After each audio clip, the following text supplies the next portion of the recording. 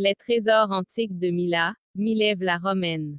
Chef-lieu de la wilaya de Mila, la ville est située sur un petit afflux du Oued Rumel à 464 mètres d'altitude et dominée par la montagne de Marchaux, à 53 km à l'ouest de Constantinite à moins de 380 km d'Alger. Histoire antique. La ville a été l'une des plus importantes cités du roi Massinissa qui était le premier souverain de la Numidie unifiée.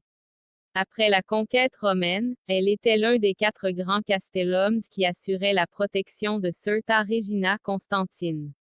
Mila était une ville importante dans l'Antiquité, elle s'appelait Milève. Elle est affublée d'épithètes de reine des céréales et du lait. Avec Certa Choulu et Rusicade, elle formait la confédération cirtéenne qui englobait les 4 villes qui avaient le titre de colonie romaine, dont le territoire était autonome par rapport aux autorités provinciales, et la citoyenneté romaine y est attribuée généreusement. Au IVe siècle, elle a eu pour évêque Opta de Milève, auteur d'un traité célèbre contre les donatistes, fort nombreux à cette époque en Afrique romaine. Mila est également le siège de 2 conciles chrétiens tenus en 402 et 416 dont le dernier en a été tenu par saint Augustin. Au VIe siècle, lors de la guerre contre les Vandales, Mila est conquise par Bélisaire sous l'empire de Justinien.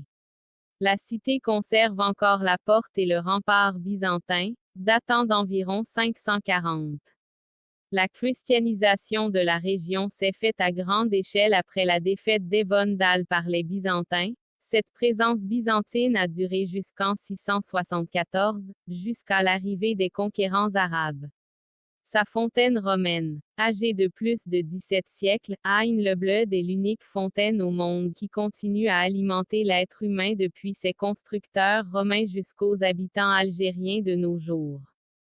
La disparition, toute récente, des baudets porteurs d'eau n'a pas mis fin à une tradition millénaire pour s'alimenter en eau potable.